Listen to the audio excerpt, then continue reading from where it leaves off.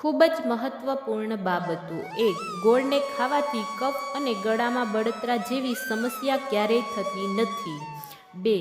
દીવામાં નારિયેળ તેલ નાખવામાં આવે તો દીવો લાંબા સમય સુધી બુઝતો નથી. 3.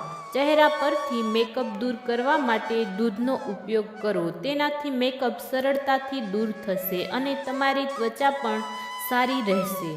4. સંશોધનમાં જાણવા મળ્યું છે કે શેકેલું લસણ તમારા માટે શિલાજીતનું કામ કરે છે. તેમાં રહેલ તત્વો તમને શારીરિક નબળાઈથી બચવામાં મદદ કરે છે.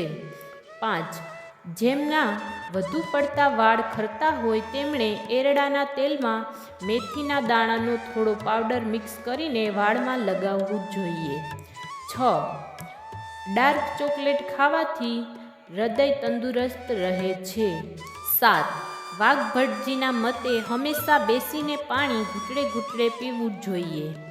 8. બપોરે ભોજન સાથે દહીં અથવા તો છાશ લો.